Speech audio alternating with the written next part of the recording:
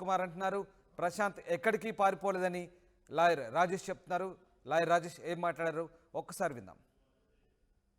సిద్దిపేట జిల్లా గజ్వేల్ మండలంలో press club నుంచి తెలియజేయడం ఏమనగా మనం ఇంతకుముందు జస్ట్ ఒక 2 days back 17/12/2023 Bigg Boss winner గా ఒక రైతు బిడ్డ పల్లవి ప్రశాంత్ అనే ఒక పార్టిసిపెంట్ విన్ అవ్వడం జరిగింది.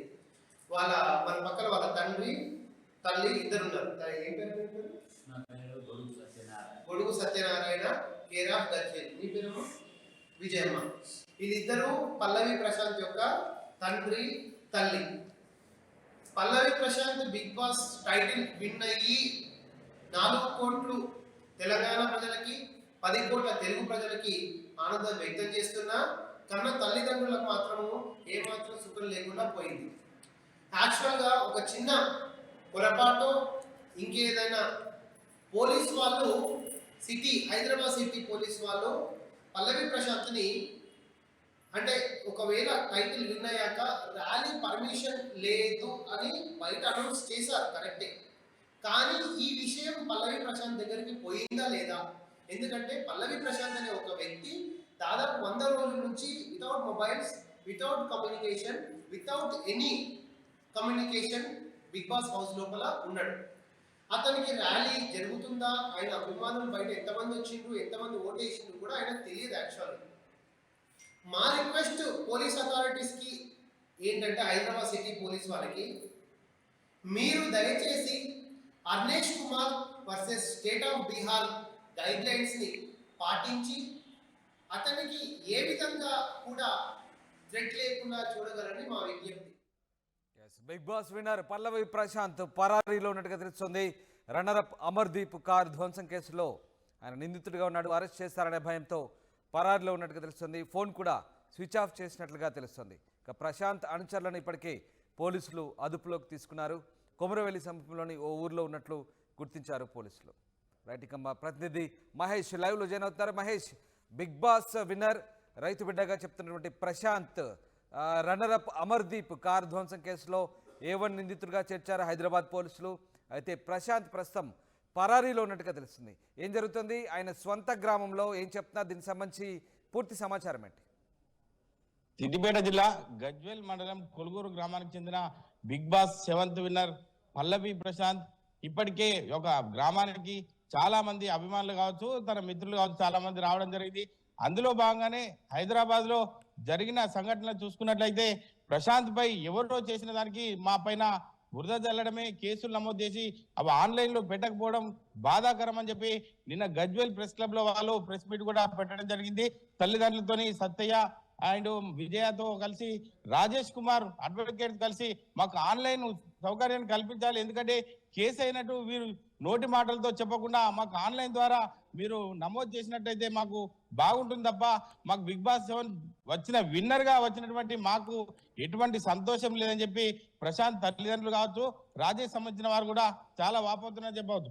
ఎందుకంటే అతను ఇప్పుడైతే అక్కడ ఉన్నటువంటి పరిస్థితిని బట్టి చూసుకున్నట్టయితే 3 బృందాలుగా ఏర్పడి పోలీసులు అక్కడి నుంచి అంటే గజ్వేల్ సమీపంలో ఉన్నట్టు తన ఫోన్ ట్రేస్ చేస్తే గజ్వేల్ ఏరియాలో సిగ్నల్స్ చూపెడుతున్నాయన్న ఉద్దేశం కొద్దీ పోలీసులు 3 బృందాలుగా విడిపోయి అతని కోసం గాలింపు చర్యలు చేపట్టినారని చెప్తున్నారు. కానీ ఇంటి దగ్గర పరిస్థితి చూసుకున్నట్టయితే తల్లిదండ్రులు మాత్రం మా స్నేహితుతోని అతని స్నేహితుతోనే బయటికి వెళ్ళారని చెప్పి తల్లిదండ్రులు చెప్పడం జరుగుతుంది. రాము, రైట్. అయితే మహేష్, ప్రశాంత్కి సంబంధించినటువంటి ఆచూకీ కోసం మరోవైపు పోలీసులు గాలిస్తున్నారు. మరి ప్రశాంత్కి సంబంధించి ఏమైనా సమాచారం అంతుందా? ప్రశాంత్ ఎక్కడ ఉన్నట్టు ఫోన్ కూడా స్విచ్ ఆఫ్ చేసుకున్నట్టుగా తెలుస్తోంది. ముఖ్యంగా ఈ కేసులో ప్రశాంత్ని A1గా చేర్చారు పోలీసులు.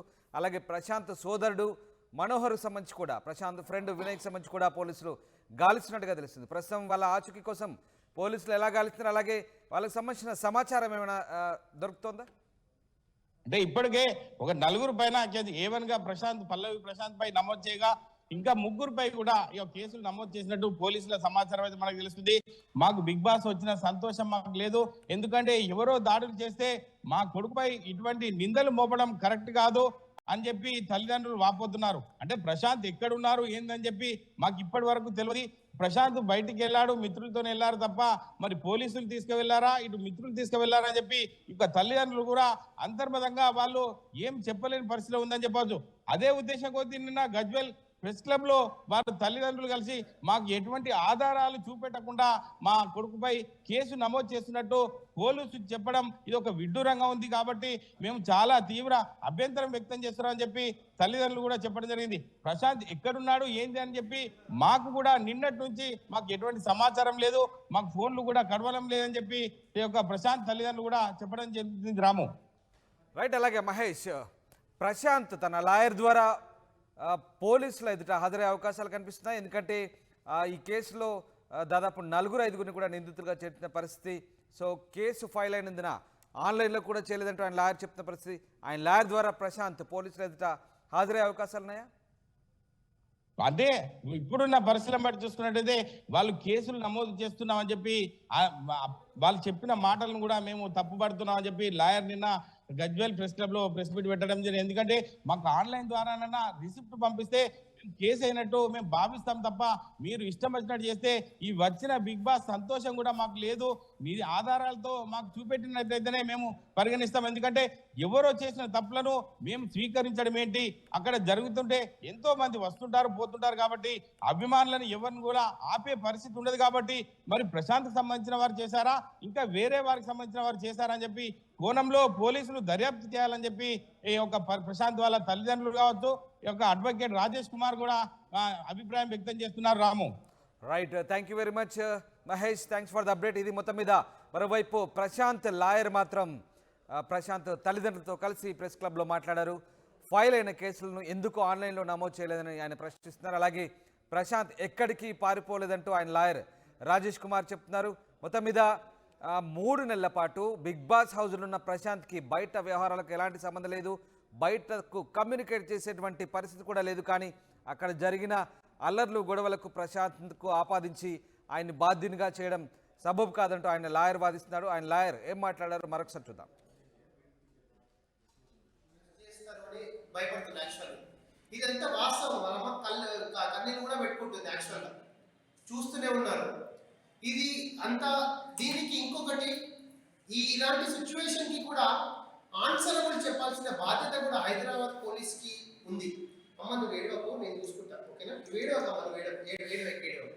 నువ్వు ఏడవకు, నేను చూసుకుంటా. నీ పిల్లగానికి నేనేం కాలేను, నేను హైదరాబాద్ నుంచి వచ్చినా నేనేం కాలేను. నువ్వు ఏడిస్తే కరెక్ట్ మెసేజ్ పోదు. నేను హైదరాబాద్ పోలీసులకు నేను రిక్వెస్ట్ చేస్తున్నా, దయచేసి మీరు నిజంగా జూబ్లీహిల్స్ పోలీస్ SHO గారికి రిక్వెస్ట్ చేస్తున్నా, దయచేసి FIR కాపీని ఆన్లైన్ అప్లోడ్ చేయండి.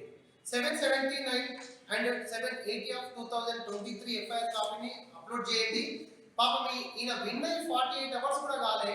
వీళ్ళ తల్లిదండ్రికి ఇప్పటికీ క్షోభ అనుభవిస్తూనే ఉన్నారు. మార్నింగ్ నుంచి ఎప్పుడైతే మీడియా కథనాల్లో క్రిమినల్ కేసు రిజిస్టర్ అయింది, ఒక యూట్యూబ్ ఛానల్ ఏమో నాన్ వేరబుల్ అంటాడు, బయటికి రాడంటాడు. ఇవన్నీ కూడా వీళ్ళు పాపం వీళ్ళు విలేజ్ లో ఉంటారు. ఏ విలేజ్ అమ్మా? కోలుగురు విలేజ్ లో ఉంటారు. కేసీఆర్ చీఫ్ మినిస్టర్ కేసీఆర్ గారి యొక్క కమిషన్ మొన్న కొత్తగా వచ్చిన commissioner of police Srinivas Reddy గారికి ప్లస్ DCP, ACP, SHO గారికి మేము విజ్ఞప్తి చేస్తున్నాము, మీరు దయచేసి ప్రిలిమినరీ ఫస్ట్ ఇన్వెస్టిగేషన్ రిపోర్ట్ ని దయచేసి ఆన్లైన్ లో పెట్టండి. నేను SHO గారికి అడిగిన, మార్నింగ్ రెడ్డి గారికి అడిగాను. వాళ్ళు ఏమంటుందంటే కోర్టు సర్టిఫికేట్ కాపీస్ వేసుకోమని SHO ఆఫ్ జూబ్లీహిల్స్ మాకు ఇన్స్ట్రక్షన్ చేసిండు. ఈవెన్ సరే SHO ఏదో ఇబ్బంది, మరి ఎందుకు ఇబ్బంది పడుతున్నావు అని ACP కూడా కాల్ చేసిన, ACP గారు ఈవెన్ SHO చెప్పినా సరే SHO స్టిల్ ఇప్పటికీ కూడా మనకు ఇవ్వట్లేదు. నేనేమంటున్నట్టు ఇప్పుడు మీరు కూడా ఒక మానవతా దృక్పథంతో ఆలోచించాలి. హోమ్ మినిస్టర్ గారికి కూడా విజ్ఞప్తి చేస్తున్నా, మన తెలుగు సినిమా ఇండస్ట్రీలో పల్లవి ప్రశాంత్ లాగా వేలాది మంది ప్రజలు ఉన్నారు. ఒకవేళ మీరు ఇప్పుడు ఒక వ్యక్తిని ఈ విధంగా ఇబ్బంది పెట్టినట్టయితే నిజంగా వేలాది మంది అయిన పల్లవి ప్రశాంతులు నిజంగా సభ్య సమాజానికి ముందుకు రావడానికి భయపడతారు. ఇది ఒక మంచి పరిణామం కాదు. మీరు పోలీస్ వాళ్ళు మీరు నిజంగా పల్లవి ప్రశాంత్ తప్పు చేసినట్టయితే ఎవిడెన్స్ ముందుకు తెచ్చి ఇప్పుడు మీడియాలో ఇన్నిగా